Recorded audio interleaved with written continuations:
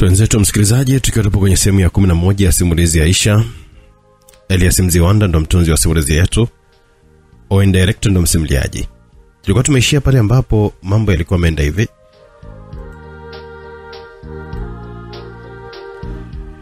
Ni nyumbani kwa kina Aisha, ni mama yake alikuwa ameenda kukamatwa na polisi ambao wakambatana na waandishi wa habari kwa sababu maisha ilikuwa na nafasi kubwa serikalini. Aisha kwa hospitali kama amefariki kwa tukio live bila chenga. Hapana, yote atakiwa kukamatwa, maana kama atakamatwa bado sio kitu. Lazima watamwachia tu. Huyu nitadili naye mimi mwenyewe. Aisha alizungumza peke yake kisha kutaka azungumze na Yashin ikiwezekanika mama yake Yashin aweze kuachiliwa huru ili anyoke naye mwenyewe bampa tu bampa mpaka kieleweke. Basi tena pamoja kujua ni katika sehemu ya 11 tuko naelekea mwishoni kabisa, tutakatumaliza katika sehemu ya 12 na mwisho wa simulizi ni mwanzo wa simulizi nyingine mpya kutoka hapa Simulizi Max. Tena pamoja kujua nini kinaendelea. Mama Yashin alitoka ndani kisha akajikuta yuko chini ya ulinzi wa polisi, huku barua ya kuonyesha kibali cha kukamatwa ikionekanika imetoka kwa afisa Yashin ambaye ni mtoto wake mwenyewe. Waandishi wa habari walipiga picha huku wengine wakifanya naye mahojiano kuhusiana na tukio hilo la kukamatwa kwake. Mimi si chanzo cha kukamatwa kwangu, kwa hiyo siwezi kuzungumza kitu chochote kile hadi pale ambapo nitakamifika kituoni. Wamesemekana kwamba umehusika kutoa rushwa kwa ajili ya kuhakikisha kwamba binti kwa jina Aisha anapoteza maisha. Chanzo cha bifu hilo limetokana na kitu gani hasa, ili hadi kwamba Aisha ni binti mdogo sana ukilinganisha na umri wake na wewe hamuendani hata kidogo. Aisha simfahamu kwanza, lakini pia nimesema sijui sababu ya kukamatwa kwangu, kwa hiyo siwezi kuzungumza lolote ile kuhusiana na swala zima la kukamatwa kwangu. Siwezi kuzungumza kuhusiana na swala ambalo silifahamu wala Aisha mwenyewe simfahamu. Maisha yakadai kwamba hamfahamu Aisha, hivyo waandishi wa habari hawakuwa na namna ya kumhoji tena. Badala yake polisi wakamchukua kisha kuondoka naye kuelekea kituoni. Yashin mama amekamatwa na polisi muda mrefu hapa nyumbani. Yashin akawa amepokea habari hizo kutoka kwa Skola baada ya kumpigia Skola simu.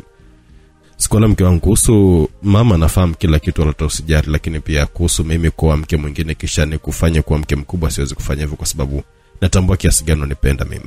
Tayari nimeshakuwa sina budi kupenda wewe mke wangu. Nisamehe sana kwa sababu sikurudi usiku nyumbani wala sikukupatia taarifa yote kuhusiana na swala hilo la kutokurudi kwangu nyumbani. Leo nitakuja mapema sana, tutazungumza mimi na wewe, lakini pia leo usiku nahitaji kutoka na wewe, kuna sehemu nataka twende mimi na wewe. Yashinazungumza na Skola kisha kumwaga kwa busu, kitu ambacho haikuwahi kutokea tangu Skola na Yashin waweze kufunga ndoa. Skola kafurahi kuona angalau Yashin ameweza kumuelewa, lakini bado alikuwa anawaza kuhusiana na mimba ambayo alikuwa ameibeba, ambayo ni mimba ya Michael mdogo wake Yashin. Skola kamepanga kumwambia ukweli Yashin kuhusiana na mimba hiyo pindi ambapo angeweza kurejea nyumbani, ingawa aliamini lote linaweza kutokea pindi atakapozungumza ukweli kuhusiana na mimba hiyo aliyoibeba. Yashin baada ya kumaliza kuzungumza na Skola aliamua kurudi ndani kwa lengo la kumtizama Aisha. Wakati wa Aisha mwenyewe alikuwa anamsubiria ndani kwa hamu zote. Lengo ni la Aisha ni kutaka kumwambia Yashin amwachie mama yake. Yashin kama ameingia alipokuwa Aisha hospitalini, simu yake ikawa imeita tena. Ikabidi kutoka nje kidogo kwa ajili ya kwenda kuzungumza na simu hiyo, maana alikuwa anapiga alikuwa ni Michael mdogo wake Yashin. Yashin, umewezaje kutoa kibali kisha kumkamata mama? Hivi umesahau kwamba yeye ndiye ambaye kapambana hadi umepata hiyo kazi? Michael, hebu acha kunipandishia sauti. Hata siku nikitambua kwamba unahusika na kushirikiana na mama na kufanya makosa kama ambayo anayafanya, nitakukamata vile vile. Yashin akamjibu hivyo Michael kisha kama ikata simu yenyewe wala hata kutaka kuendelea kuzungumza naye tena. Michael alimpigia tena simu, lakini Yashin alikuwa ameamua kuizima simu yake kuepukana na usumbufu kama huo. Aisha, nahitaji kutoka kwa ajili ya kwenda kituoni muda huu. Nitakuja mchana kukuona kwa sasa hivi na kuacha chini ya uangalizi wa nesi. Nimekuelewa la haina shida, lakini kuna kitu ambacho nahitaji kukuomba, lakini kwanza nataka nikuulize swali. Niulize wala usijali. Yashin, unanipenda? Aisha, nakupenda sana, hata sijui kwa nini. Najikuta nakupenda tu hivi. Nikikuomba kitu naweza kufanya kwa ajili yangu. Niombe chochote kile nitafanya kwa ajili yako. Naomba fanya vile uwezavyo ikese mamako ifutwe, alafu mamako asiwe na hatia yote kuhusu mimi. Kitu kingine nahitaji unioe, lakini mke wako usimwache, niwe mke wa pili kama inawezekana. Aisha, kwa nini nataka iwe hivyo? Mbona mambo yote ambayo unahitaji mimi kuyafanya na shangazi sana? Efanya hivyo, lakini pia sihitaji uniulize maswali. Wewe fanya tu kama nilivyokuomba, kama kweli unanipenda mimi. Yashin kabaki nje apanda asielewe sababu ya Aisha kumuomba mambo hayo mawili ambayo yakilibaki kama yanashangaza sana upande wake. Aliondoka akimwacha Aisha hospitalini, maana bado hali ya Aisha ilikuwa hairuhusu kutoka hospitalini. Bahati nzuri Salome alipata habari za Aisha kuwepo hospitalini, hivyo alifika kwa ajili ya kumuona. Kwa hiyo Aisha akawa amepata kampani nyingine baada ya Yashin kuondoka. Yashin aliwaza namna gani atamueleza Skola kuhusu kuongeza mke wa pili kama ambavyo Aisha alikuwa anataka Ingawa kweli alikuwa anampenda sana Aisha, lakini pia Skola alishamwambia kwamba mapema tu kuhusu kuongeza mke mwingine, lakini Yashini aliamini kwamba haiwezi kuwa rahisi kumwambia habari hizo Skola kutokana na kwamba alikuwa ameanza kumuonea huruma sana. Tena aliamini kwamba atamuumiza sana pindi akimwambia kwamba kuhusiana na habari za kuongeza mke. Vile vile kuhusu kufuta kesi ya mama yake kama ambavyo Aisha alikuwa anataka haikuwa rahisi kutokana na kwamba kesi hiyo Hansi mwenyewe alishaingilia kati. Aliamini kama atafuta kesi hiyo inaweza kusababisha kashfa kubwa sana kwa upande wake, hata kuharibu kazi yake yenyewe. Yashini alikuwa katika wakati mgumu sana akiwa anawaza na kuwazua cha kufanya. Mtoto wa waziri mkuu naye mambo yalikuwa hovyo upande wake. Baada ya kushtuka saa 3 asubuhi kushakucha tayari anajikuta amelala katika kifua cha Dennis getoni kwa Dennis. Tena waliamshwa na simu ya Dennis ambayo ilikuwa inaita mdau. Mungu wangu, kumekucha alafu sijakumbuka kurudi nyumbani. Tunafanyaje Dennis? Hakuna cha kufanya, tunani kupeleke Liwaro na Liwetu. Hakuna namna. Dennis, hivi wewe uogopi kufa eti? Au hujihurumia hata kidogo? Nikifa kwa sababu ya mwanamke mmoja mrembo kama wewe hapo ambaye ananipenda kwa dhati kama mimi ambavyo nampenda kwa dhati, wala hata hakuna ubaya wote ule. Hapana mume wangu. Bwana tuende mwenyewe, tutajua namna ya kuweza kujieleza huko. Vipi kama watakufungia ndani zaidi, mimi nitakupataje? Mimi naona usiende, tubaki hapa nyumbani, au unaonaje kuhusiana na hilo? Dennis na Lecho wakiwa wanajadiliana kwa muda huo wakiwa kwa getoni kwa Dennis. Waziri mkuu alikuwa amepewa taarifa na mke wake ambaye alitambua Lecho hayupo ndani ya chumba chake. Mume wangu, mtoto hayupo ndani. Lecho unamaanisha au?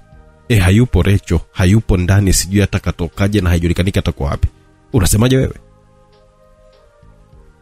Waziri mkuu alishtuka sana baada ya kupokea taarifa hiyo ya kutoweka kwa Lecho ndani ya chumba chake. Haraka sana kama ameshuka kutoka ndani ya gari yake kwa lengo la kuingia chumbani kwa Lecho kujitazamia mwenyewe kabla hata hajaenda kazini kwake. Waziri mkuu kutoka chumbani hakuna Lecho wala dalili ya Lecho. Kutazama upande wa dirisha akagundua kwamba dirisha liko wazi. Mtoto mjinga sana, usijapata kuona. Inamaanisha kwamba Lecho na elimu yake yote ameshindwa kutambua thamani yake hadi kuruka dirisha kwenda kwa yule muhuni wake. Huyu ana sehemu nyingine aliyoenda zaidi kwa yule muhuni wake, lakini atakuwa kapitia wapi kama sio getini? Maana hawezi kuruka fence yenye umeme mkubwa kiasi hiki. Lazima tu walinzi watakuwa wamehusika katika swala hili.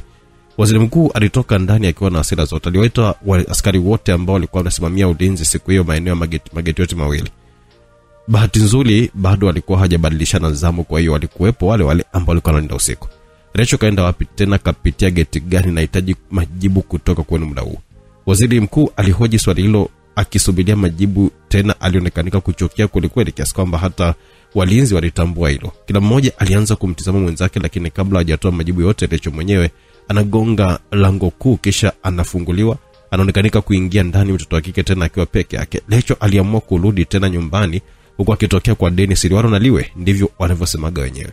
Waziri mkuu akiwa anashuhudia kwa macho yake mawili bila kusahau mke wake ambaye ni mama yake Lecho, na alikuwa anashuhudia tukio ile live bila chenga. Baba na mama shikamoni. Aliwasalimia Lecho kama hivyo yani. Ukisikia mtoto wa kike achungwi ndo kama hivyo. Waziri mkuu lazima atajua hajui, kama alikuwa hajui huo msemo sasa atajua kupitia Lecho binti yake kipenzi. Yashini wakati alifanikiwa kufika kituoni ambapo alikuwa amepeleka mama yake, lakini baada ya kufika hapo kituoni alikutana na majanga mengine tena mapya. Afisa yule mtumiwa tumemkuta kapoteza maisha tayari leo asubuhi ndani ya chumba alichokuepo, hatujui chanzo cha kifo chake nini. Unasemaje wewe, mbona unazungumza kirahisi hivyo ili hadi swala lenyewe ni la hatari sana tena kubwa kiasi hiko? Afisa ndo hivyo, hata mwenyewe sijui imekwaje. Yashini aliishi kichaa maana kitendo cha mtumiwa mkubwa vile kufia kituoni, hiyo ni bonge moja la kashfa upande wake.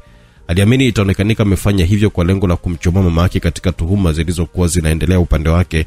Maana kama mtumiwa nambari 1 hayupo, kesi ilikuwa haina nguvu tena, maana hakuna uthibitisho kamili kuhusiana na kesi hiyo. Lakini pia kisheria mtumiwa kufia kituoni, hiyo ni kesi kubwa sana upande wa polisi. Aisi hapo sina cha kumsikiliza mtu yote yule.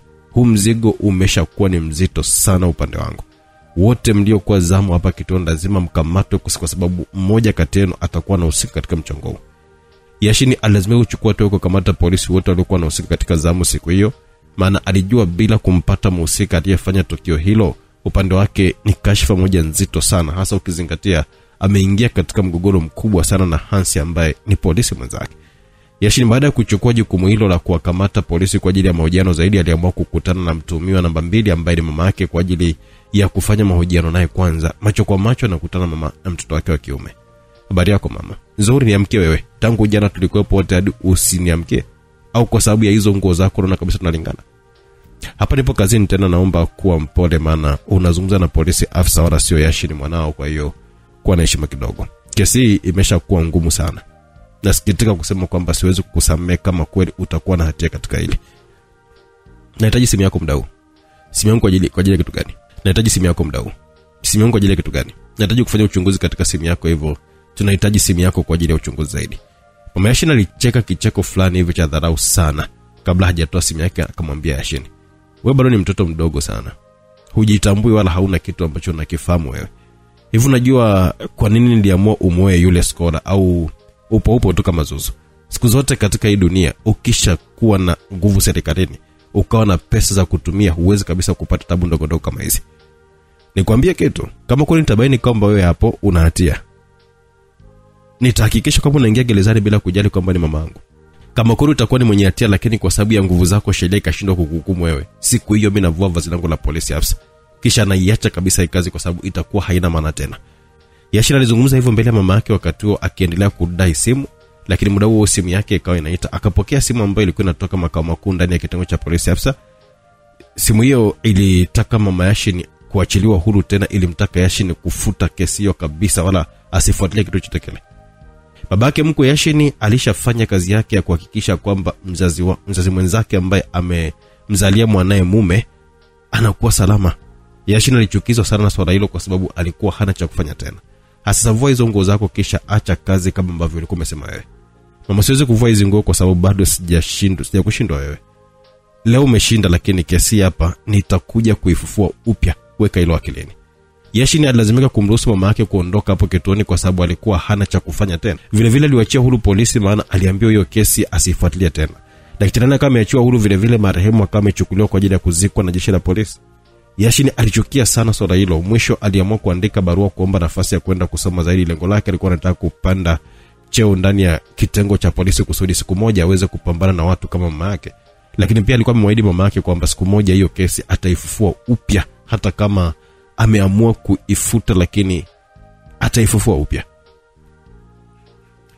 Mama Yashin wakati alikuwa anatoka kituoni, Hamisi na Michael walikuwa wamefika kwa ajili ya kuonana naye. Michael alifurahi kumwona mama yake tayari ameshaachiwa huru, lakini alikuwa mwenye hasira sana na Yashin kwa sababu ya kutoa kibali cha kumkamata mama yake.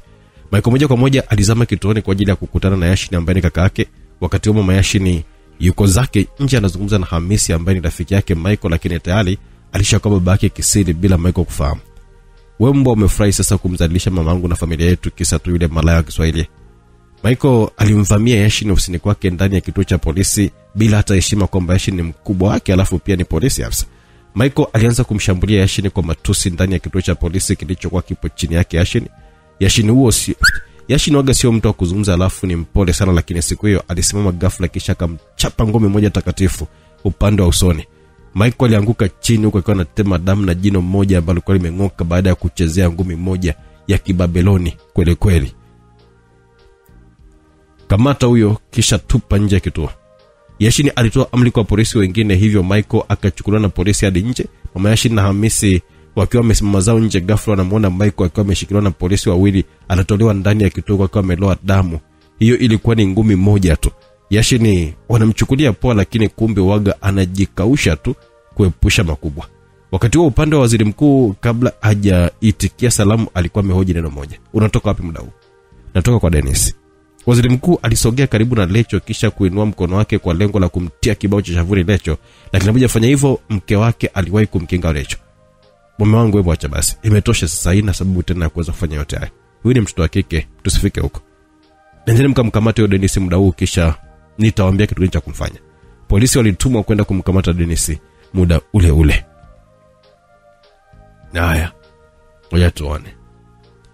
Ilikuwa ni amri ya waziri mkuu, hivyo hakuna polisi ambaye angeweza kupingana na amri hiyo kutoka kwa kiongozi mkubwa wa nchi. Wakati wakiwa wako ndani ya gari kwenda kumkamata Dennis popote pale alipo kwa sababu ya kuendelea kumdokoa Lecho, mtoto wa waziri mkuu, Lecho bila uoga alipaza sauti kisha akasema, kama kweli Dennis anakamatwa, akifanywa lote lile najiua kwa sababu Dennis hana kosa lote lile. Ni adhibu mimi kwa sababu mimi ndiye ambaye nilimfuata nyumbani kwa, wala sio yeye alinifuata mimi. Waziri mkuu akisha kumkata jicho kali sana Lecho, akaendelea kuzungumza akisema, baba, mapenzi hayapangiwi. Wewe nilikuchagulia kumwoa mama.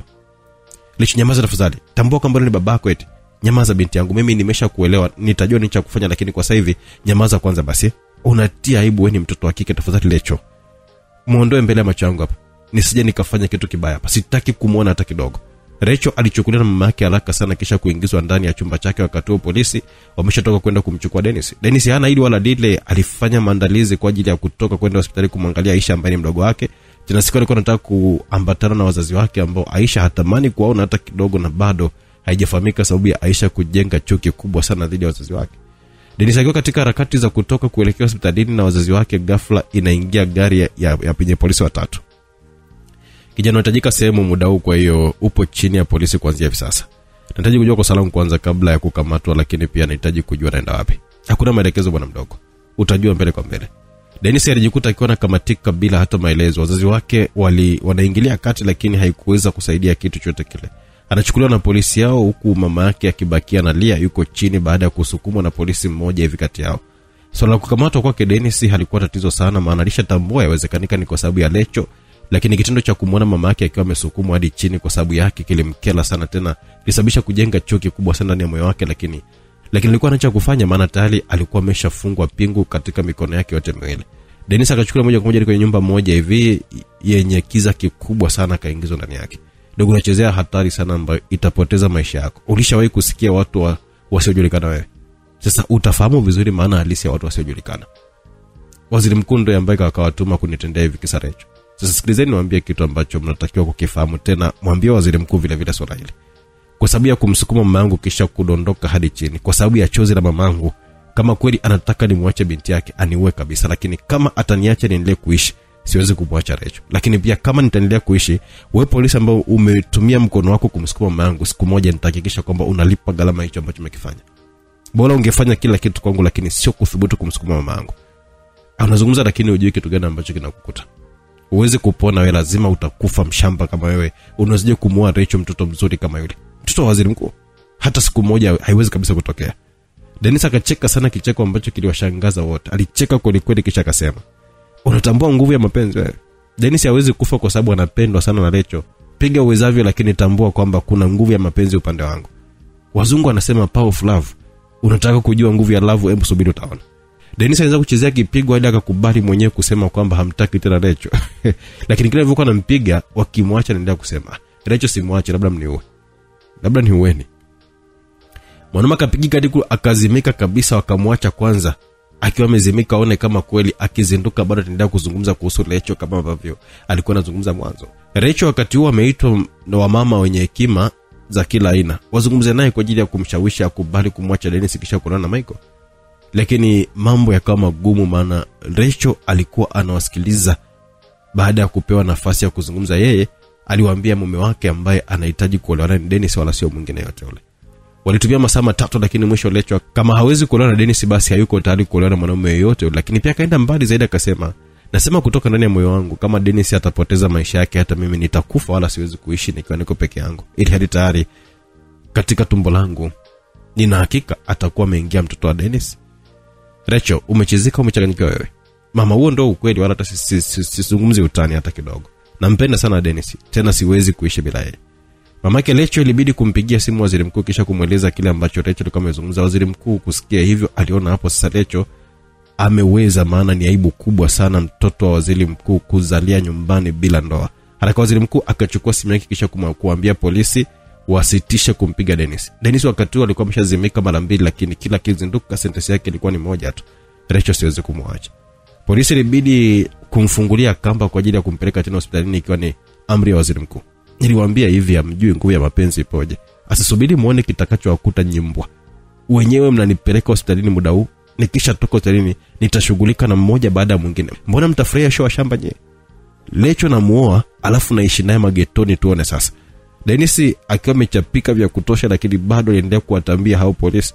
Wakati wazazi wake waliamua kufunga safari kwenda kumfuata Yashini kwa ajili ya kuomba msaada, maana waliamini kwamba pengine Yashini, kwa sababu ni afisa polisi, angeliweza kuwasaidia kupata kujua wapi Dennis amepelekwa. Rachel wakati huo aligoma kula, kidai hawezi kula kitu chochote kile wala hawezi kunywa hata maji kama hatamuona Dennis wake.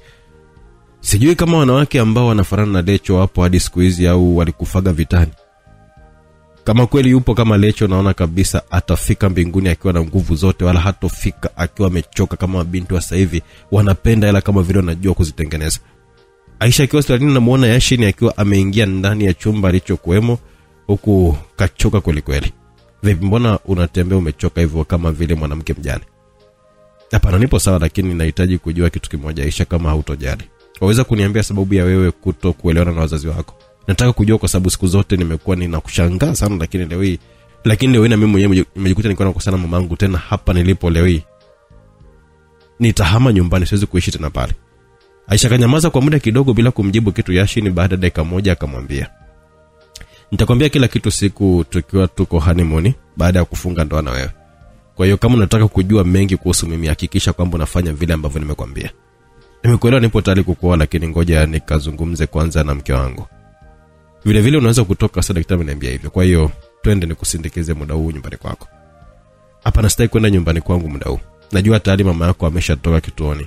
Kwa sasa hivi yuko ofisini kwake kama sikosei hivyo. Nataka kwenda huko ofisini kwake. Wanda unafanya nini ili hali hapo ulipo haujapona vizuri? Tambua ile mko sasa hivi ni shetani, anaweza kuharibu maisha yako. Ni shetani, lakini mimi ni shetani wa mashetani. Kabla hajaharibu maisha yangu mimi nitaharibu ya kwake. Lazima nionane naye leo hii, maana nataka kuzungumza naye. Alafu usinizuie wala usiingilie, maana hii ni misheni yangu mimi. Kama nitahitaji msaada wako nitakwambia. Aisha alinyanyuka kutoka kitandani kisha kama amechukua dawa zake, alafu akawa anaondoka kama alivyokuwa amesema kwamba hataki kuambatana na Yashin. Alifanya hivyo hivyo. Huyu mbona simuelewi? Anataka nimuoe lakini hataki kuambatana na mimi wala haonyeshi kama ananipenda. Hivi kuna nataka nimuoe au kuna mchezo ambao anachezea huyo Aisha? Yashin akajikuta yuko njia panda, haelewi kile ambacho Aisha alikuwa anataka kukifanya. Wakati huo Aisha anatoka hospitalini, katika lango kuu anakutana na Hansi akiwa amevalia mavazi ya kawaida, ishara kwamba hayupo kazini. Aisha alitaka kupita kama vile hamjui, lakini Hansi alikuwa amemshika mkono, ishara ya kumsimamisha. Niachie mkono wangu tafadhali. Aisha, nimekuja kwa ajili yako hapa hospitalini. Kwa nini unataka sio kujali hisia zangu?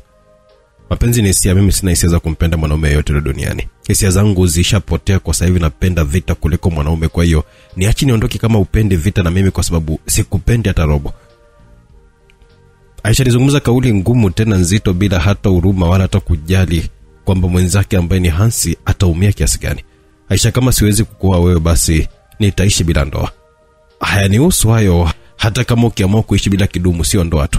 Aisha alimjibu kama hivyo kisha akaendelea na safari yake. Hansi alikuwa hajui kama Yashin yuko eneo hilo.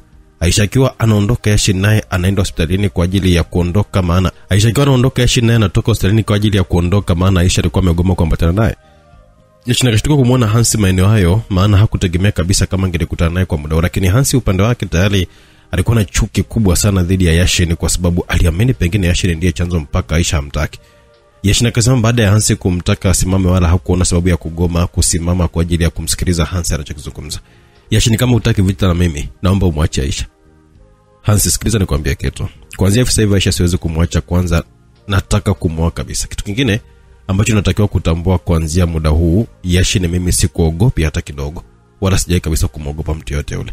Yashin alimjibu kama hivyo kisha kaondoka zake akiwa anamaanisha alichokuwa amekizungumza bila kujali kwamba Hansi upande wake wa kazini yeye ni mkubwa. Asakachukizwa sana na swala la Yashin kumchukulia kama vile anamuweza, kwa kiona ni dharau ambazo zimepitiliza viwango vya kimataifa. Wewe mbona huwezi kunijibu mimi hivyo? Unataka nini sasa labda? Hansi alimkaba Yashin wakati huo wakiwa eneo la hospitalini. Yashin hakutaka kusubiri kitu kingine zaidi ya kuliamsha baada ya kuona Hansi amevuka mipaka tena, amemchukulia mnyonge sana. Bonge moja la kichwa au kipenda waweza kusema ndonga ilibidi kuhusika katika paji la uso la Hansi. Hansi alipokea ndonga moja takatifu, akaona nyota ambazo hazina idadi. Hajakaa sawa, Yashin akamkita mtama mmoja matata sana bila kizuizi chote kile. Hansi akaenda chini mzima. Famasiara nini? Yashin akaenda na gari akawasha kisha kuondoka zake kuelekea nyumbani kwake, huku akimwacha Hansi chini anatokwa na damu mdomoni, maana aliangukia mdomo, hivyo akajikuta akiwa na pasuka maeneo mdomoni. Bonge moja la aibu siku hiyo Hansi alipata. Aisha wakati huo baada ya kutoka hospitali moja kwa moja alichukua bodaboda, maana ndio usafiri ambao alikuwa anapenda kutumia. Bodaboda alifanikiwa kumfikisha zilipo ofisi za mkuu wa mkoa. Lengo lake alikuwa anahitaji kuonana na katibu wa mkuu wa mkoa ambaye ni mama Yashin. Aliulizia mapokezi lakini akaelekezwa alipokuwa mama Yashini. Kwa muda huo Aisha akachukua bodaboda nyingine kwa ajili ya kupelekwa katika baa moja. Akaamua kwenda ndani ya baa hiyo kupata kinywaji. Yashini kama kawaida yake alikuwa na Hamisi ambaye alikubaliana kuingia naye katika uwanja wa mapenzi bila kujali kwamba Hamisi ni mtoto kama mtoto wake ambaye ni Michael. Niachie hapa, wewe waweza kuondoka zako. Bodaboda akapewa pesa yake kisha Aisha akawa amezama ndani ya baa hiyo kwa lengo la kumsaka mama Yashini ambaye ana hasira naye ile mbaya. Maana alishapata habari zake kwamba alikuwa amejaribu tena kutaka kumaliza maisha yake kipindi alipokuwa hospitalini kwa ajili ya kupewa matibabu. Aisha aliangaza upande wa chini bila mafanikio yote. Akamfuata mhudumu mmoja hivi kisha akaelekeza muonekano mama Yashini jinsi ulivyo. Kama ni wewe yuko juu hapo na kijana mmoja hivi. Asante na shukuru. Aisha kapanda zake juu kwenda kukutana na mama Yashini huko asijulikanike kitu gani ambacho alikuwa anataka kwenda kufanya. Mashina akiwa bize anakunywa pombe na Hamisi huko anazungumza mambo yao. Ghafla nasikia sauti ya Aisha. Mwanamke ambaye umefikia level za kuitwa bibi lakini bado unahangaika na watoto wako. Hakika kusoma sana sio kwamba eti ndo akili. Wewe mchawi unafuata nini huko? Nimekufuata wewe mchawi kikongwe, maana nasikia eti unatuma watu kwa ajili ya kuja kuniua mimi. Nimekuja ili kusudi uniue live sasa. Aisha alizungumza hivyo makusudi kabisa, lengo ni kumfanya mama Yashini aweze kupaniki. Hamisi alibaki kwa shangaa tu, maana haelewi kitu gani ambacho kinaendelea kati ya wawili hao, yani Aisha na mama Yashini. Mama Yashini kweli alikuwa amepaniki baada ya Aisha kumwambia maneno hayo ya karaha. Mwisho akajikuta kana lupoka kwa hasira. Ndio nitaka kukumaliza na bado lazima nitahakikisha kwamba unakufa wewe. Siwezi kusumbuka na mtoto mdogo kama wewe malaya ambaye umekosa ndoa, yatima mkubwa ambaye huna wazazi. Lazima nitahakikisha kwamba unakufa ndani ya wiki. Aisha kuitwa yatima asiyekuwa na wazazi alichukizwa sana kiasi kwamba akajikuta hawezi kuvumilia kabisa. Hapo ndipo ambapo mtoto wa kike alichafukwa roho mazima.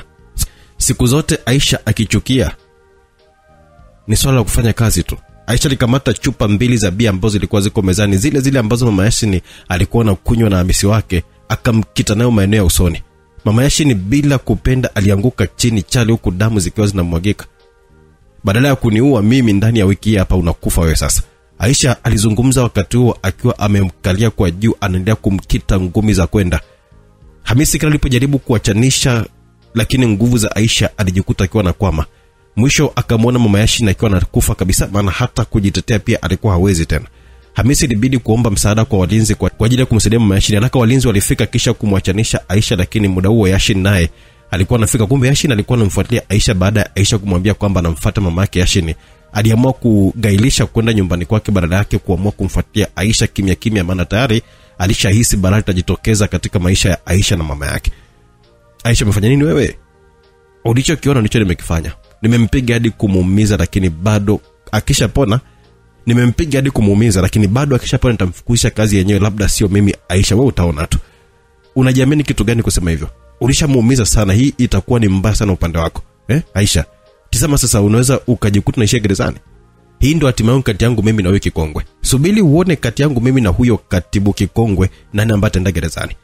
Yashini alazimika kumkamata Hamisi. Aisha na mama Yashini vile vile alichukuliwa kupelekwa hospitali, maana hali yake ilikuwa ni mbaya sana, sio kinyonge. Hospitali ambapo mama Yashini alikuwa amepelekwa kwa ajili ya matibabu ndio hiyo hospitali ambayo Dennis alikuwa amepelekwa baada ya kuchezea kipigo kizito kutoka kwa polisi waliotumwa na waziri mkuu. Waziri mkuu baada ya kumaliza kazi yake aliamua kwenda hadi hospitali alipokuwepo Dennis kwa madai kwamba alikuwa anataka kuzungumza na Dennis, maana alipewa taarifa kwamba Lecho amegoma hata kunywa maji kwa madai kwamba hawezi kunywa maji kama hajamuona Dennis wake. Waziri mkuu alifika hospitali kisha kupelekwa ndani ya chumba alichokuwemo Dennis. Tena wakati huo Dennis alikuwa amewekwa ndani ya chumba maalum, yani VIP, ambapo alikuwa anahudumiwa yeye kama yeye. Hapana chezea nguvu ya mapenzi tena, ugopa sana mwanamke na mwanaume wakipendana wote wawili, yale mapenzi ya kweli na dhati. Aise, utajua ujue. Basi bwana waziri mkuu aliwaza sana namna jinsi ya kuzungumza na Dennis, ili hali mwanzoni alikuwa ameshamkataa hadi kufikia hatua ya kutuma polisi wakamkamate kisha kumpiga na kumuumiza kisa Rachel binti yake. Kijana, pole sana. Pole ni sawa waziri mkuu. Natambua umeumia sana, lakini naomba tusameane kwa yote. Nimekubali wewe muoe Rachel, hakuna tatizo. Hapana, siwezi kumuoa Rachel kwa sababu sina hadhi ya kumuoa binti yako. Wewe ni waziri mkuu, lakini familia yangu haina nafasi yote ile serikalini. Huo uwezo wa kumtunza na kumlea binti yako unatoa wapi mimi sasa? Dennis naye aliamua kuvimba sasa baada ya kuona hatimaye waziri mkuu ameshikika penyewe. Natambua kiasi gani unanichukia mimi, lakini nilifanya hivyo kwa ajili ya binti yangu. Nilitamani kuona binti yangu anaolewa na mwanaume ambaye pengine kwangu mimi ingelikuwa ni best sana upande wake, lakini nilisahau kabisa kama mapenzi ni kati ya mtu na mtu na si vinginevyo. Mzee kiukweli leo siwezi kumwacha, lakini pia sifungi ndoa naye kwa sababu umeshasema kwamba mimi sifai kumwoa binti yako. Nitaendelea naye hivyo hivyo, yani kienyeji bila ndoa, kwa sababu ndivyo ambavyo umechagua binti yako aweze kuishi. Unasema nampenda sana binti yako, lakini mbona sasa haujui kujali furaha yake? Niambie unataka nifanye kitu gani kusudi mambo yaisha haya? Nimekufuata hapa tuzungumze kama wanaume mimi na wewe. Maana binti yangu hataki kunywa hata maji kwa sababu yako. Wala sihitaji chochote kile mimi isipokuwa kama kwako unaweza kufanya kitu hiki kimoja ambacho nitakiomba. Nitakuwa tayari kusamehe kila kitu kisha nitasahau na kufuata taratibu zote za ndoa kwa ajili ya kumwoa Recho. Niambie kitu gani ambacho unahitaji nitakifanya kwa ajili ya furaha ya binti yangu. Dennis na waziri mkuu akiwa anaendelea kuzungumza maeneo ya hospitalini, mama Yashini muda huo alikuwa ameanza kusafishwa maeneo ya usoni alipokuwa amechanika hovyo na chupa ili kusudi ashonwe kwanza kisha kuwekewa dilipo. Wakati huo yuko hoi tabani, hajitambui wala hajielewi hata kidogo. Aisha akafanya yake tayari bila hata kujali kwamba ni katibu wa mkuu wa mkoa, wala hakujali kwamba ni mamake Yashini. Cheze Aisha wewe. Huu ndo kivuruga uswasi. Mama yake sura imelibika sana. Yaani hata kama akipona atakuwa na sura ya ajabu sana, maana ameshaharibiwa sana maeneo usoni.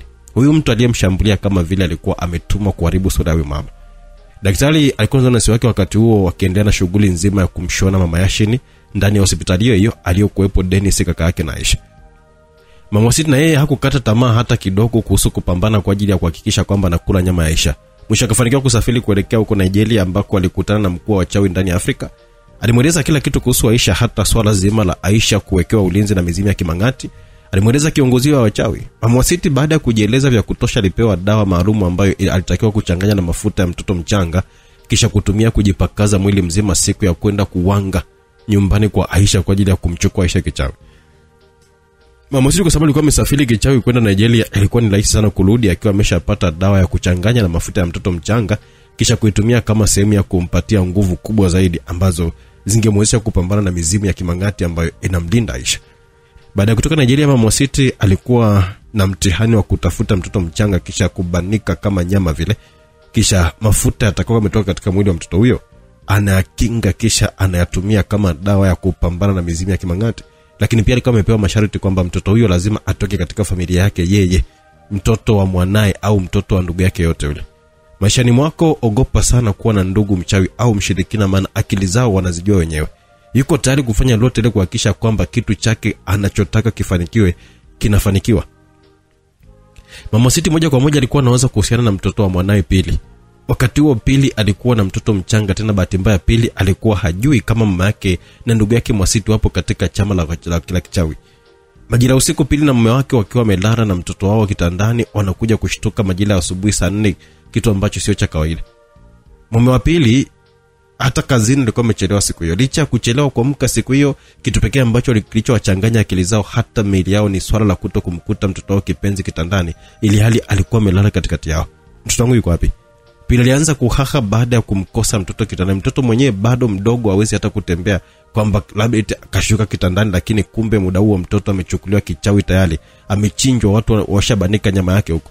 Zoezi hilo alishiriki Mama Wasiti ambaye ni mamake mzazi Pili, na Mwasiti mwenyewe ambaye tayari alishaunganishwa rasmi chamani baada ya kuachika kwa mume wake. Yote hiyo wanahangaika hadi kuchukua mtoto wa Pili kisa kumchukua Aisha kichawi. Wachawi akili zao bwana, wanazijuaga wenyewe, tena zinawatosha wenyewe tu peke yao. Pili baada ya kuhangaika sana bila mafanikio kumpata mtoto wake, kichwa chake moja kwa moja kikawaza mtoto wake amechukuliwa kichawi, na ndio maana hata wao pia wamelala bila kujielewa. Mume wake akapiga simu nyumbani kwao kuomba msaada wa wazazi wake, huko Pili naye akimweleza mama yake ikiwezekanika amtafute mtaalamu kwa ajili ya kushughulikia swala zima la kumrejesha mtoto wake, bila kujua kwamba mama yake huyo alishirikiana na dada yake ambaye ni Mwasiti. Wao ndio ambao wamemchukua mtoto wake, tena wameshakula nyama yake tayari. Wakati wake anaendelea katika familia Mama Wasiti ambaye amegeuza uchawi kama sehemu ya maisha yake. Upande wa waziri mkuu akiwa na Dennis hospitalini, Dennis aliamua kumwomba waziri mkuu kitu kama kweli anataka Dennis kusamehe kila kitu ambacho kilijitokeza upande wake. Dennis akamwambia waziri mkuu kwamba akamwambia nini?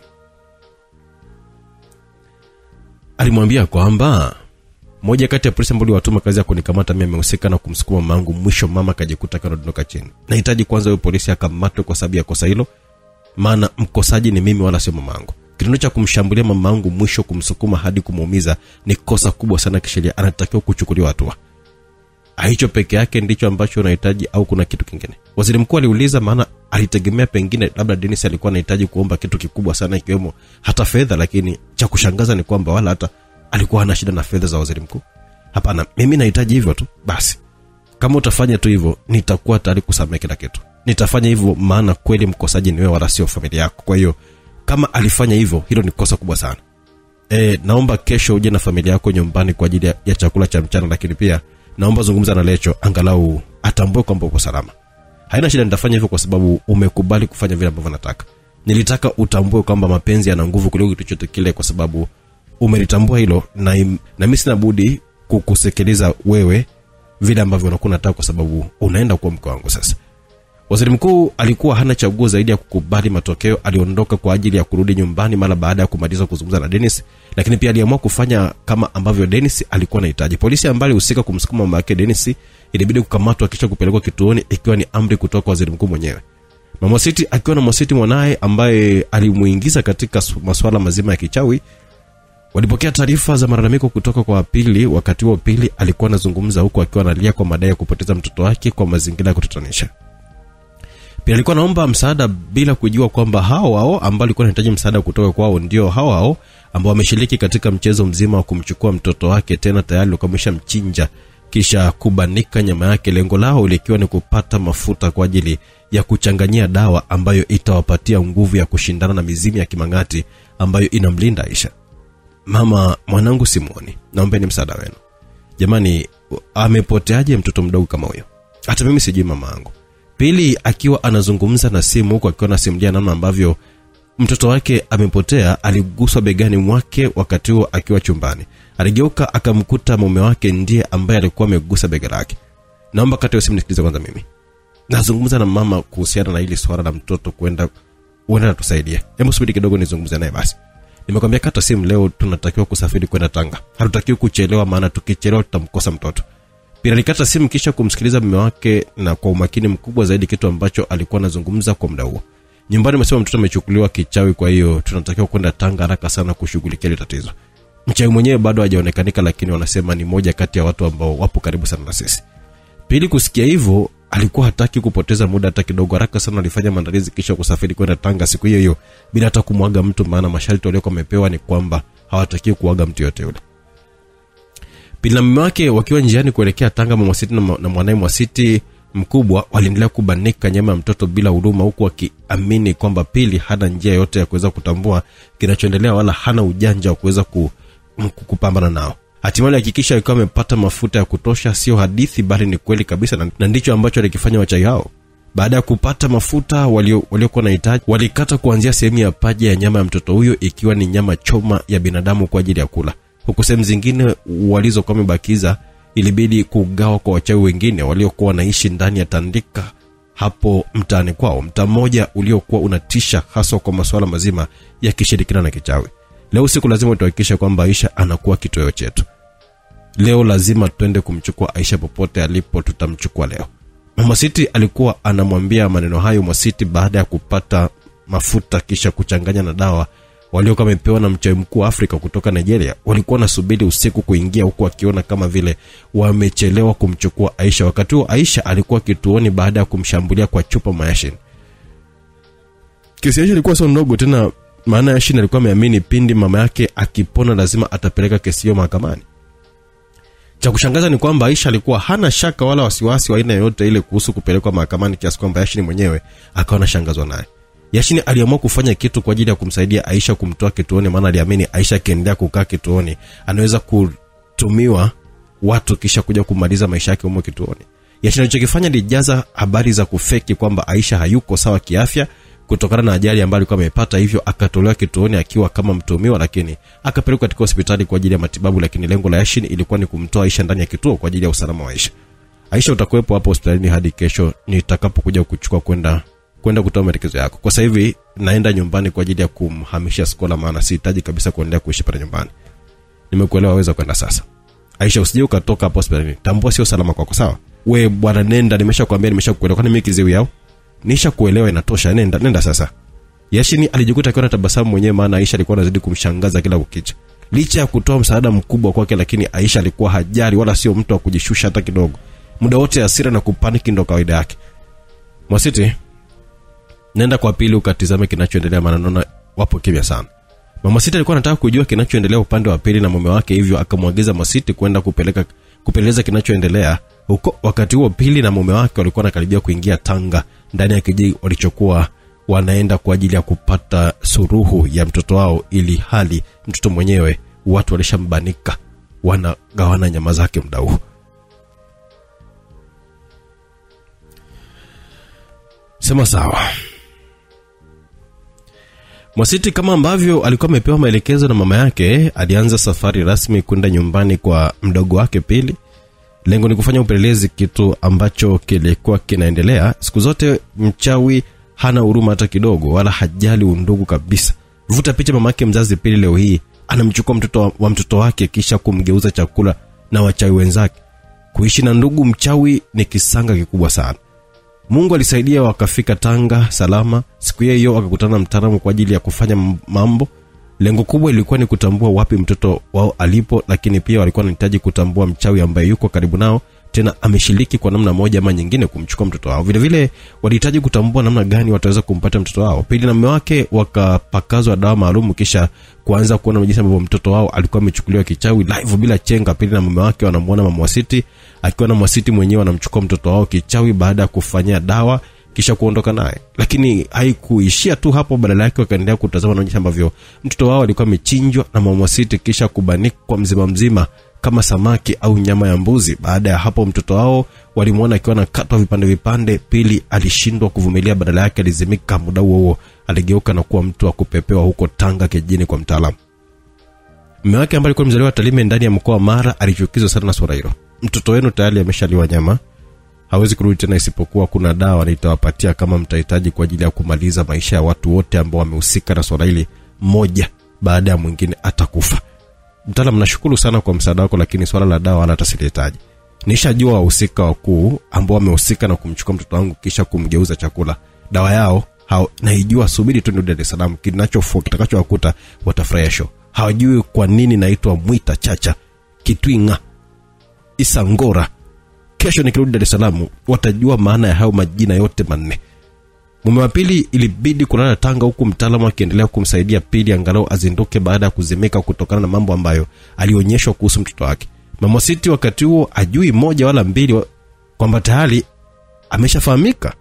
Mwasiti alimrejeshia taarifa kwamba Pili na mume wake hakuna hata mmoja ambaye alifanikiwa kumkuta, badala yake amekuta mlango umefungwa. Mwasiti baada ya kupata hizo habari alishtuka sana, kisha haraka kama kimbilia katika mikoba yake ya kichawi. Lengo lake likawa ni kutizama kitu gani ambacho Pili na mume wake wanakifanya, lakini pia alikuwa anataka kujua wapi walipo kwa muda huo. Mama Siti katika kuangalia kwake hawaoni. Moja kwa moja akagundua kwamba atakuwa ameshaenda kwa mtaalamu, lengo ni kufuatilia kuhusu mtoto wao. Tena alihisi kwamba pengine wameshapata kinga na ndio maana haonekani. Hata kama wakijua mimi ndiye nimefanya huo mchezo, hawana cha kunifanya. Mimi nimetokea Nigeria, uwezo wangu sio mchezo. Natakiwa kucheza na watu wazito sana, tena wakubwa kweli, lakini sio watoto wadogo kama Pili na mume wake. Acha kwanza nikamshughulikie huyo Aisha popote pale alipokuwa. Leo lazima nikamchukue awe chakula chetu kesho. Nikishamalizana na Aisha, hapo sasa nafsi yangu itatulizana, kisha nitatafuta namna ya kuweza kumuingiza Pili ndani ya chama ili kusudi asinisumbue kuhusu mtoto wake. Mama Siti alikuwa anawaza mawazo ya kijinga kama hayo. Hakuna kitu kingine ambacho alikuwa anawaza zaidi ya uchawi. Tayari alishamuingiza Mwasiti ndani ya chama cha kichawi, bado hajatosheka, nataka kumuingiza na Pili, ili hali Pili yuko na machungu ya mwanae, tena ameshatambua kama mamake na ndugu yake ndio amemchukua mtoto wake. Siku zote Pili alikuwa anasikia maneno ya watu mtaani kwamba mamake ni mchawi, akahisi uzushi. Baada ya kwenda Tanga alijionea live, tena alikuwa amefahamu hata kuhusu dadake ambaye ni Mwasiti kwamba naye anahusika katika swala zima la kichawi.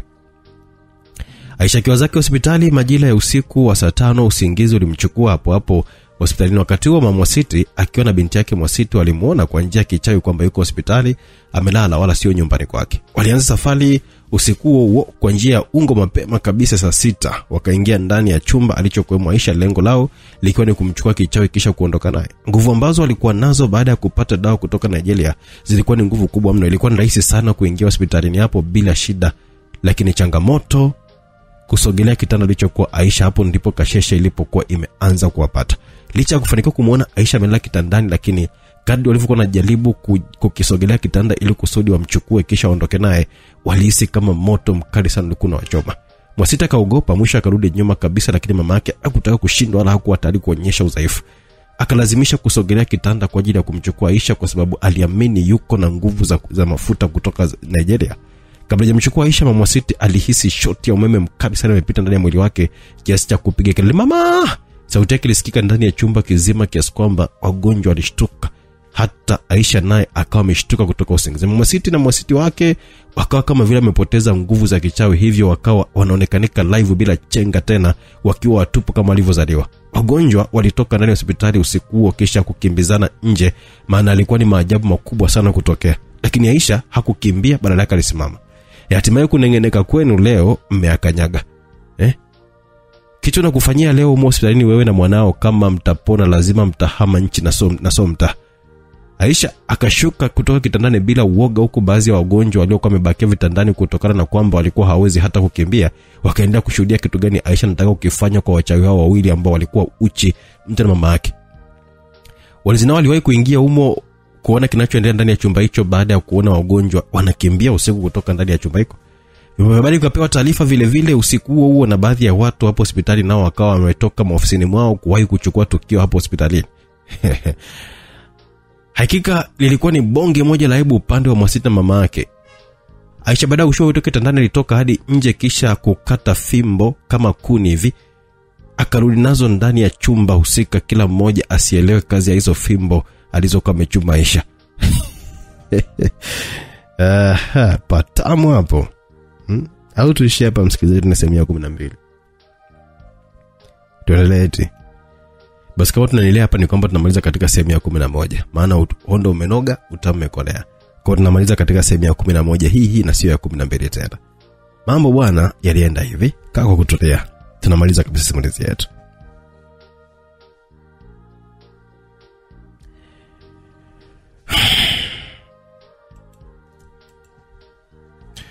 Walinzi walivyofika kwa ajili ya kutizama tukio hilo walitaka kuwafunika nguo angalau kuastiri, lakini Aisha akawazuia, huku akiwasisitiza walinzi hao kwamba yeyote ambaye atathubutu kusogea kuwafunika nguo lazima madhara makubwa sana atamkuta.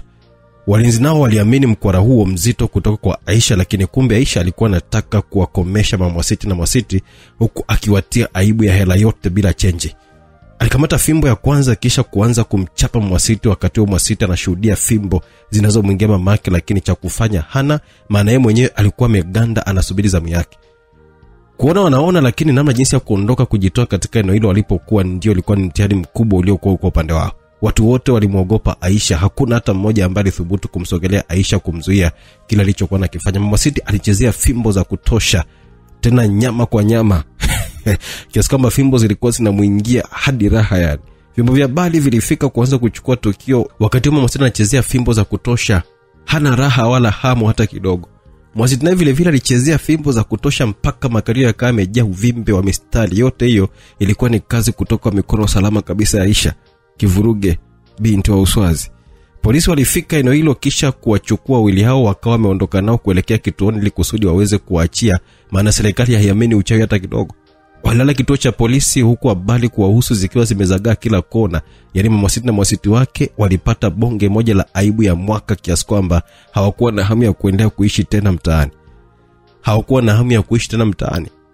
Mizimu ya Kimangati ambayo inafanya kazi ya kuhakikisha kwamba Aisha anakuwa salama wakati wote iliamua kumdhalilisha mama Mwasiti na uchawi wake kutoka Nigeria, maana alishaonywa mara ya kwanza kuhusu kufuatilia Aisha, lakini hakutaka kusikia. Jeshi la polisi likachukua jukumu la kumchukua Mwasiti na mama Mwasiti kwa ajili ya kuwapeleka kwao, lengo wasipate madhara na wanadamu wenye hasira kali. Baada ya kuwafikisha nyumbani kwao, walikuwa watu wa ndani. Siku hiyo hakuna hata mmoja ambaye alikuwa anatamani kutoka nje, maana ilikuwa ni aibu tupu pande wao. Tandika nzima habari zilizokuwa zinaendelea kuhusu Mwasiti na mama yake. Wakati wakiwa wako ndani wametulia, mumewe Pili alifika akiwa na hasira zake baada ya kutambua kwamba mama mko wake huyo ambaye ni mama Mwasiti na Mwasiti mwenyewe ndio ambao alikuwa amehusika kula nyama ya mtoto wake kipenzi. Mtoto pekee, maana alikuwa hana mtoto mwingine zaidi ya huyo, aligeuka kwa nyama ya wachawi. Mume wa Pili alikuwa hana cha kufanya, badala yake alichukua uamuzi wa kumaliza maisha yao wote tena kwa moto kama walivyokuwa wamemchoma mtoto wao. Mwanaume kutoka Tarime ameshachafukwa nafsi. Hakuna kitu ambacho alikuwa anawaza zaidi ya mauaji tu, kwenda mbele na sio kurudi nyuma tena. Chezea Tarime wewe. Alimwaga petroli kupitia lishani nyumba nzima, kisha kuwasha moto. Alafu mlangoni amesimama na panga lake mkononi. Mwasiti na mama yake wakiwa wako ndani walianza kuona moto ukiwa unawaka. Ghafla mlipuko mkubwa na moto ukawa umeongezeka ndani, hivyo wakawa wanakimbizana kutoka ndani kuepuka moto uliokuwa unawaka. Lilikuwa ni kosa kubwa sana kutoka ndani, maana walikatwa mapanga kila mahali kwa mwili. Mwanaume huyo aliwakata vibaya sana, aliwakata kiasi kwamba alikuwa anatenganisha kiungo kimoja baada ya kingine, kisha anakiacha kiwili chenyewe kama kilivyo. Pili, alifika eneo la tukio akakuta mama yake akiwa ameshatenganishwa viungo vyote vya mwili wake bila kumsahau Mwasiti, naye alitendewa kama ambavyo mama yake alikuwa ametendwa, huku nyumba nayo ikiendelea kuteketezwa kwa moto. Halafu mwanaume wa Kikurya ametulia zake, hana hata habari, anasubiria polisi wafike kwa ajili ya kumkamata, lakini ndani ya moyo wake alikuwa amefarijika sana kuona waliohusika kula nyama mtoto wake hatimaye amewanyosha vile vile ambavyo ilikuwa inatakiwa. Famasiara nini? Polisi afisa ambaye ni Yashini katika eneo hilo lote likiweko Tandika, akiwa ameshamaliza kumhamisha mke wake kutoka nyumbani kwao kama ambavyo alikuwa ameamua, kabla hajamaliza kupanga vizuri vyombo ndani ya nyumba yao mpya waliokuwa ameamua kuhamia na Skola. Yashini akapokea simu kutoka kwa raia kuhusiana na mauaji ya Mwasiti. Yashini alibidi kuondoka haraka sana kwenda na tukio. Anakuta kweli watu wamekatwa kama nyama vile imegawanyishwa, alafu mhusika yuko hapo na panga lake mkononi, hana habari. Baada ya kumuona Yashini, mume wa pili alisimama kisha kunyosha mikono yake, lengo ni kuvikwa pingu. Sihitaji kukusumbua maana nishamaliza kazi yangu. Nipeleke mahakamani moja kwa moja, haina haja kusubiri kuchunguza hii kesi. Nimeoa mimi kwa sababu kisasi cha mtoto wangu. Mume wa pili aliacha historia ndani ya Tandika, lakini pia Yashini alishangazwa na tukio hilo. Moja kati ya matukio yaliyotisha huko Tandika, na hilo liliingia katika listi ya matukio makubwa kutokea ndani ya Tandika. Aisha akiwa bado hospitalini alipata taarifa kupitia vyombo vya habari kusikia kifo cha Mwasiti. Aisha katoroka kutoka hospitali, lengo lake likiwa ni kwenda kumtafuta muuaji ambaye ni mume wa pili, ili kusudi aweze kumpatia zawadi ya pongezi kwa kazi nzuri ambayo alikuwa ameifanya. Yashini baada ya kumpeleka muuaji kituoni akisubiria siku ya mahakama, aliamua kuelekea hospitali kwa lengo la kumuona Aisha, lakini alimkosa Aisha hapo hospitalini baada ya kufika, lakini Aisha akawa haonekani. Aisha, nilikwambia usitoke lakini hukutaka kunisikiliza. Atakuwa wapi tena ili hali mimi nimemchukua kutoka kituoni, hataki kabisa kuonekanika maana bado ni mtumiwa yule. Yashini akiwa katika hali ya kuwaza kuhusu Aisha huku akiwa maeneo ya hospitali, muda huo simu yake ikawa inaita haraka. Anatazama simu kutoka wapi. Yashini akashtuka baada ya kugundua kwamba ni simu kutoka wapi tena. Ilikuwa ni simu kutoka makao makuu ya jeshi la polisi. Kwa hofu na uoga mwingi akapokea simu hiyo iliyokuwa imetoka makao makuu. Afisa Yashini, bila shaka ndio ni mimi mkuu. Tumepokea maelekezo kutoka kwa mkuu wa jeshi la polisi kuhusu wewe. Amevutiwa na utendaji wako wa kazi pale ulipothubutu kumkamata katibu mkuu wa mkoa ambaye ni mama yako. Hivyo amesema kuanzia hivi sasa wewe ndiye mkuu wa jeshi mpya ndani ya mkoa wa Dar es Salaam. Kesho unatakiwa kuhudhuria ndani ya uwanja wa Taifa kwa ajili ya kupewa cheo chako rasmi. Habari hizo zilikuwa ni kubwa sana upande wake Yashini, maana siku zote alitamani kufikia level ya kuwa polisi mkubwa sana, kuepusha manyanyaso aliyokuwa anaendelea upande wake. Mungu asante kwa nafasi. Kwa sasa hivi na imani nitafanya kazi vizuri tena kwa uhuru mkubwa sana. Hakuna hata mtu mmoja ambaye atanisumbua mimi kuanzia Hansi hadi mama mwenyewe. Kwa sasa hivi wanisumbui tena. Yashini akazungumza peke yake kisha kutoka kwa lengo la kwenda kituoni, maana hospitalini alikuwa amemkosa Aisha, tena ilikuwa haijulikaniki mahali alipokuwa ameelekea. Aisha wakati aliamua kutoka hadi studio moja. Kumbe siku alipovamiwa na mama Yashini kisha kumshambulia, Aisha alikuwa na simu maalum kwa ajili ya kuchukua rekodi zote. Aliamini kwamba mama Yashini lazima atajitopokesha tu pindi ambapo atakuwa anamchokonoa. Kweli ilikuwa ni hivyo ambavyo Aisha alikuwa anafikiria, maana mama Yashini alijikuta akiwa anadopoka vitu vingi sana ambavyo vilikuwa na faida kubwa sana upande wa Aisha bila mama Yashini kujua. Aisha aliamua kuhamisha rekodi hiyo kutoka ndani ya simu kisha kuingiza katika DVD ndani ya studio moja hivi. Baada ya kukamilisha swala hilo alimpigia simu Yashini. Natambua utakuwa unanitafuta sana mtume wako. Kuna kazi nilikuwa namalizia kufanya muda so mrefu hapa. Narudi kule hospitali. Aisha, hivi hujui kwa sababu yako naweza kujikuta napoteza kazi. Hutakiwi kuonekana kwa sababu watu wanajua kwamba uko kituoni. Natambua na ndio maana nimekutafuta kwa sababu sitaki kukuharibia kazi au nimefanya makosa kukutafuta, sio? Hapana, sio hivyo wala sijamaanisha hivyo Aisha. Aisha alikata simu kisha akarudi zake hospitali alipokuwa ametoroka, lakini wakati huo akiwa na DVD yenye ushahidi ambao aliamini kama Mayashini hawezi kuchomoka katika kesi ambayo ilikuwa inapelekwa mahakamani. Baada ya wiki moja kupita, Mayashini alikuwa tayari ameshapona, hivyo akafungua kesi kuhakikisha kwamba Aisha anaishia gerezani bila kujua kwamba mambo yanaweza kwenda kinyume. Rasmi Aisha alifikishwa mahakamani akituhumiwa kuhusika kumshambulia Mama Yashini ambaye ni katibu mkuu wa mkoa, ikiwa na maana ya kwamba Aisha amemshambulia mtumishi mkubwa serikalini. Yashini alikuwepo kuona ni hatima Aisha katika kesi hiyo. Vile vile Salome ambaye ni polisi wa siri naye alikuwepo siku hiyo kuona namna gani ataweza kumsaidia Aisha ambaye ni rafiki yake. Aisha alishangaa sana siku hiyo baada ya kumuona Salome ndani ya vazi la polisi, ilhali siku zote amekuwa anaishi naye kama mtu wa kawaida sana mtaani. Baada ya kesi kusomwa rasmi, Aisha alitakiwa kujitetea hapo mahakamani. Ni kweli nimeshambulia, lakini sikukusudia kumaliza maisha yake, badala yake nilikuwa nataka kumfundisha namna nzuri ya kuishi na watu wengine. Madaraka yake anatakiwa kuyatumia vizuri na sio kuyatumia kuwaumiza watu. Umri huyo mama na mimi namchukulia ni kama bibi, maana kanizidi mbali sana. Lakini tazama huyo bibi huyo, kuto anapambana na mtoto mdogo kama mimi, lengo na nia yake anataka kumaliza maisha yangu, kisa hataki nitoke kimapenzi na kijana wake. Hivi mheshimiwa hakimu, wewe hapo na imani kwamba nyumbani kwako umeacha watoto wa kiume na wa kike, si ndio? Leo hii mtoto wako wa kike ameshakuwa mkubwa, unamzuia kufanya mapenzi ili hali anakula na kunywa. Nini maana yake? Tunaweza kukufikiria vibaya, pengine unamtaka mtoto wako mwenyewe, si ndio?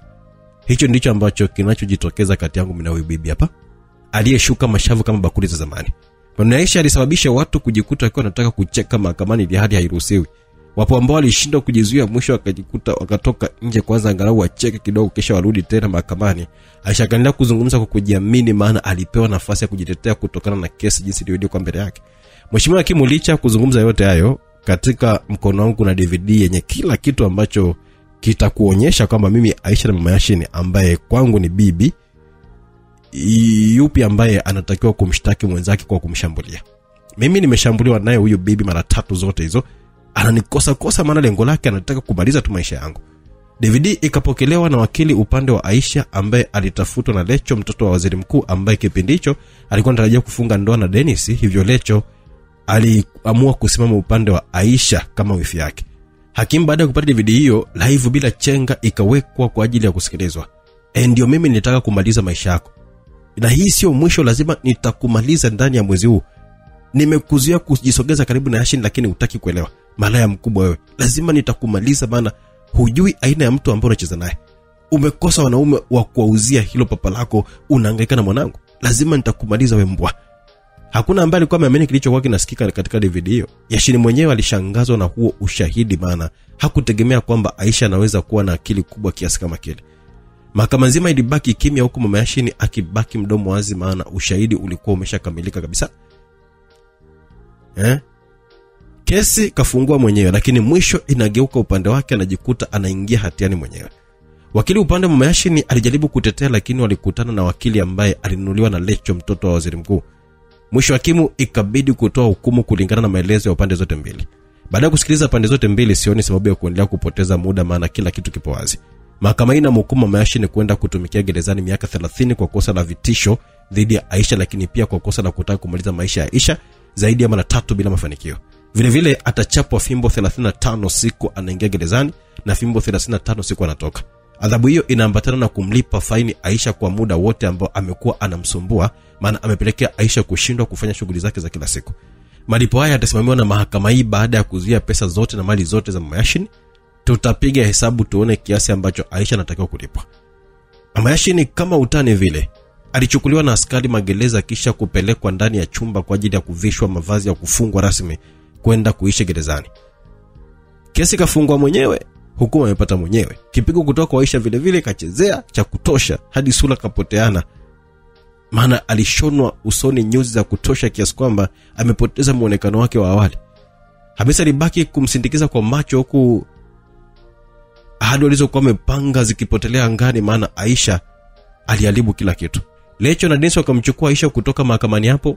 Wakati Aisha akiwa ndani ya gari alimuona Yashini, hivyo akaomba kuzungumza naye kwanza. Dennis na Lecho waliamua ashuke kwa ajili ya kuzungumza na Yashini kama ambavyo alikuwa anahitaji. Pole kwa sababu itakuumiza sana, maana yule mama yako. Nimelazimika kufanya hivyo maana nimemuonya mara kibao, lakini bado akaendelea kujiona kwamba ni mwamba. Aisha, mimi siwezi kusikitika sana kuhusu hilo, maana muharifu siku zote anastahili hukumu. Lakini kuna kitu ambacho nahitaji kukuambia. Nimeshazungumza na Skola kuhusu kufunga ndoa na wewe. Amekubali kila kitu, ingawa amelia sana baada ya mimi kumwambia swala hilo. Vizuri, lakini sihitaji tena kuolewa. Nataka kuishi hivi, maana nimewahi kuolewa. Kilichonikuta sitamani tena kinikute maishani mwangu. Futa kila kitu kuhusu ndoa na mimi. Endelea kuishi na Skola, maana Skola ni mwanamke ambaye anakupenda, tena mvumilivu sana. Mpende pia, hata siku moja usimuumize. Aisha, lakini hata mimi nakupenda wewe. Nakupenda sana Aisha, siwezi kuishi bila wewe. Natambua hilo, lakini sasa mimi sikupendi Aisha. Hata siku zile kuhusu kukuambia kwamba unioe, nilikuwa nakutania tu, lakini sijawahi kabisa kumaanisha kwamba eti kweli nataka kuolewa na wewe. Sikupendi wala sijawahi kabisa kuvutiwa na wewe kimapenzi. Ila tubakie tu kwa washikaji tu. Kuhusu mapenzi, no. Hiyo ndo Aisha kivuruge binti wa mtaa. Bwana wewe utategemea ni msikilizaji? Kama alishaingia line ya Aisha. Hapana, Aisha mbishi. Bishi mpaka mwisho. Ngoja tufike mwisho tuone ilikuwaje. Kama kashikilia msimamo mpaka mwisho wa simulizi yetu, basi taendelea kumuita Aisha kivuruge binti wa mtaa huko Uswazi. Aisha alimjibu hivyo Yashin, kisha kaondoka zake kuelekea ilipokuwa gari kwa ajili ya kuondoka. Kabla jingine ni gari, alimuona Hansi anamfuata. Aisha hakuona sababu ya kumdharau. Alisimama kwa ajili ya kumsikiliza kitu gani ambacho alikuwa anataka kumwambia. Aisha akamsubiri Hansi hadi pale alipokuwa amefika karibu yake. Aisha, nimekufuata tena leo kukukumbusha kwamba nakuhitaji, tafadhali naomba nielewe. Habari mbaya uaga sibadilishi msimamo wangu. Yaani sina hisia na wewe, kifupi. Sikuhitaji wala si shituki hata kidogo kusikia kwamba kuna mwanaume ananipenda. Kwa sababu nishaelezwa sana habari hizo. Tafuta mwanamke mwingine. Kuhusu mimi Aisha sahau kabisa. Aisha alinyoka wala hata kutaka kupindisha. Uzuri wake ni kwamba akishasemaga hapana ni hapana, labda mwenyewe tu abadilishe, lakini sio mtu mwingine yote yule. Aisha baada ya kumwambia ukweli huo Hansi, alimwacha Hansi anamsindikiza kwa macho, kisha akawa amepanda zake gari kwa ajili ya kuondoka, akiwa sambamba na Lecho, mtoto wa waziri mkuu ambaye alikuwa mchumba wa Dennis kwa sasa. Kwa muda huo waziri mkuu alikubali matokeo mwisho kumwachia Dennis, kisha akamtafutia kasi serikalini kusudi aweze kumtunza vyema binti yake. Hivyo Dennis alikuwa anasubiria ndoa kati yake na Lecho, tena wakati huo walikuwa na lindwa na ulinzi maalum kabisa kutoka waziri mkuu mwenyewe, ambaye aliamua kuwapatia ulinzi lengo kuhakikisha kwamba binti yake ambaye ni Lecho anakuwa salama wakati wote anapokuwa sambamba na Dennis. Aisha, tunaenda nyumbani au hutaki kwenda nyumbani kupeleka kwako? Hapana, kabla sikwenda kwangu, nahitaji kwenda kumwona baba na mama kwa sababu najisikia kuwasamea wazazi wangu. Nimeamua kuwasamea mimi mwenyewe bila hata kulazimishwa na mtu. Lakini nataka nikwambie makosa yao mpaka mimi nikawachukia hivyo. Wamehusika kwa sehemu kubwa sana kuharibu maisha yangu. Aisha alikubali kwenda nyumbani kwao siku hiyo bila kulazimishwa na mtu. Alidai kwamba anajisikia kuwasamea wazazi wake. Baada ya saa kupita walifika nyumbani kwao. Babake Aisha na mamake hawakuamini kumwona Aisha tena. Aisha aliwasalimia wazazi wake wote wawili, hali iliyopelekea kuwashangaza. Mbele ya Rachel na Dennis alizungumza haya ya moyoni. Mama na baba nilikuwa nawachukia sana, lakini nimefikiria sana, nimeona sio vyema kuendelea kujenga chuki kwa wazazi wangu. Siku zote mama atabaki kuwa mama na hata iweje. Baba atabaki kuwa baba hata iweje. Siwezi kubadilisha kitu, lakini kwa sehemu kubwa sana mlijaribu maisha yangu kunichagulia mwanaume wa kunioa. Kisa nyinyi mpate kutajirika. Mliamua kunitoa shuleni nikiwa nasoma, tena binti mdogo kabisa, kisha kunilazimisha kuolewa tena kwa nguvu. Nililia sana, lakini hakuna ambaye alikuwa ananisikiliza kati yenu. Kisa tu yule mwanaume ni mtoto wa mfanyabiashara mkubwa ndani ya Afrika Kusini. Nikiwa binti mdogo sana niliolewa kwa nguvu bila kupenda wala hata kuvutiwa na huyo mwanaume. Huko Afrika Kusini ndikoenda nimepitia mateso mazito sana ambayo yalisababisha hadi kujikuta nikiwa naua. Mwanaume yule ambaye alinioa mimi, siku ya kwanza alinitumia hotelini kisha kufanikiwa kunitoa bikila yangu. Maana alikuwa ndiye mwanaume wangu wa kwanza. Licha ya kutoa bikila yangu, lakini pia alinitumia kinyume na maumbile baada ya kulizika kunitendea unyama huo. Alichukua kitu changu kisha akaniambia ndoa kati yangu mimi na yeye imeishia hapo, badala yake nitakuwa mtumishi wake. Nilikuwa mwoga sana, maana alinipatia vitisho vikubwa endapo kama ningefanya kinyume na vile ambavyo yeye alikuwa anataka. Alinihakikishia kuniua kabisa. Maisha yangu kwa muda wa miaka 3 ndani ya ndoa nimetumikishwa kingono na mwanaume huyo bila kupenda.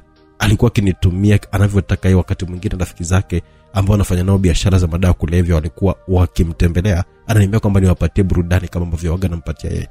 Kwa hiyo nimeishi maisha ya kutumiwa hivyo bila kupenda hadi nilipofika hatua nikachoka hayo maisha. Tayari nilikuwa nimeshakuwa na roho ya kinyama. Nilimaliza maisha huyo mwanaume kwa silaha yake mwenyewe baada ya kumvizia akiwa amelala. Nilijihisi furaha sana baada ya kumaliza maisha ya mwanaume yule. Hatimaye nilikamatwa kisha kuhukumiwa kwenda gerezani. Yote hiyo kwa sababu ya tamaa zenu, kisa umasikini wenu. Mkasahau utu wangu mimi binti yenu. Nilipata msaada baada ya mama mmoja hivi wa Kichina kunipenda pindi alipowahi kutembelea gereza hilo kwa ajili ya kuandaa movie yake ambayo ilikuwa inazungumzia masuala ya gereza la Kiafrika. Alihitaji nishiriki katika movie hiyo kwa sababu nilikuwa ni mfungwa mdogo wa kike kuliko wote. Bahati nzuri Mchina huyo ambaye ni mwanamke amewahi kuishi Tanzania, hivyo anafahamu vizuri Kiswahili, lakini pia Tanzania anadai ni moja kati ya nchi aliyoishi kwa amani na upendo. Alivyogundua mimi ni Mtanzania, alihitaji kujua sababu ya mimi kukamatwa huko Afrika Kusini. Nikamwelezea historia yote. Mwanamke huyo wa Kichina alinisaidia, mwisho nikatoka gerezani kisha kunisafisha kurudi Tanzania. Baada ya kurudi Tanzania sikutaka kukutana tena na nyinyi, maana sikuona sababu ya kusema ninao wazazi kama nyinyi. Nyinyi kama vile mliamua kunitoa sadaka kwa sababu ya umaskini wenu. Nashukuru Mungu nipo salama hadi sasa hivi. Sitamani kuishi maisha ya kimaskini, na ndio maana napambana, maana umaskini ulisababisha ninyi kunitoa mimi sadaka. Nimewasamehe wote, acha kwa sasa hivi nipambane na maisha yangu. Aisha alimeweza kuzungumza hivyo kisha kuwakumbatia wazazi wake. Waliandaa chakula kisha wakala chakula kwa pamoja kama familia. Baada ya mwezi mmoja kupita, Aisha alipewa pesa nyingi sana na mahakama kama fidia kutokana na kile ambacho mama Yashin alikuwa anamfanyia. Aliamua kufungua saloni zake za kibabe maeneo mbalimbali Dar es Salaam kwa ajili ya kuendesha maisha yake.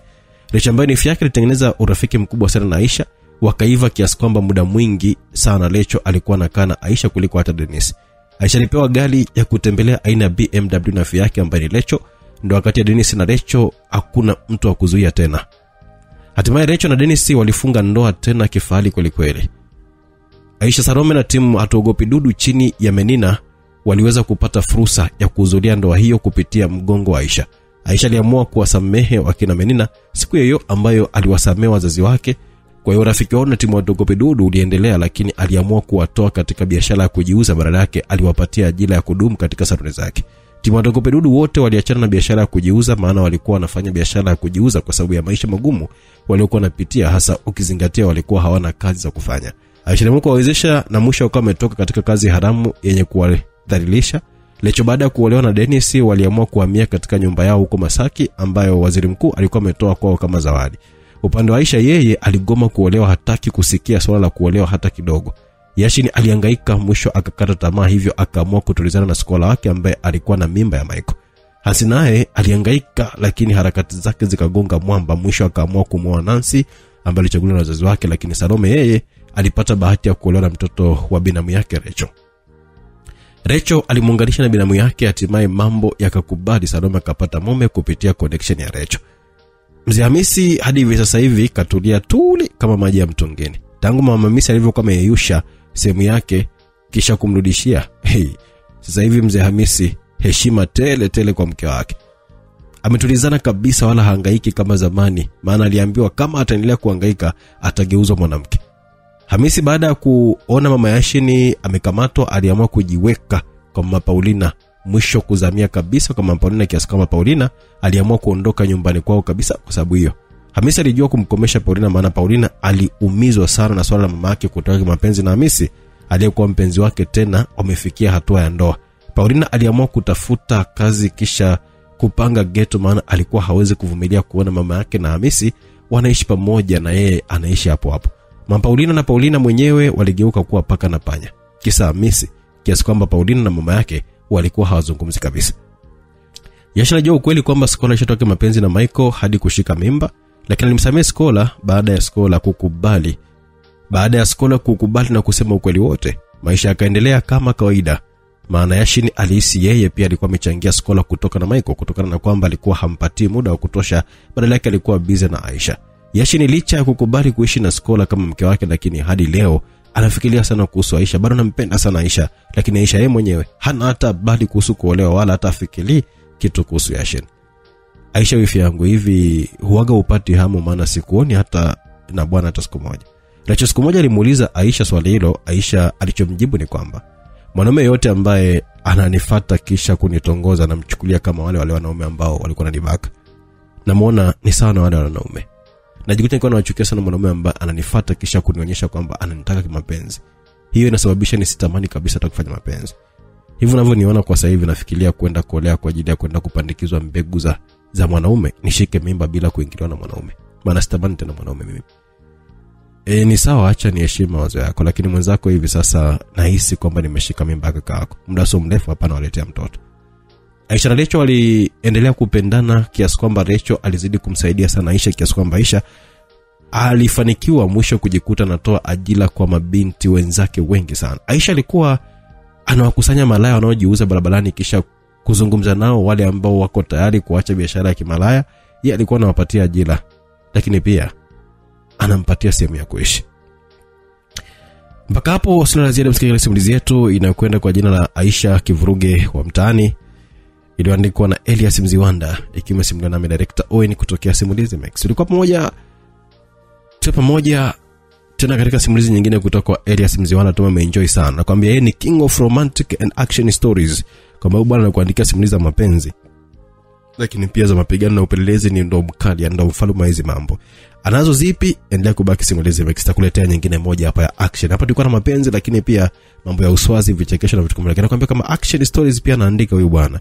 Kwa hiyo hakikisha kama unatulia hapa Simulizi Max kwa utulivu sana. Tutakujia na action story moja kutoka huyu mwamba wa kuitwa Elias Mziwanda. Tukutane katika simulizi nyingine mpya. Bye bye.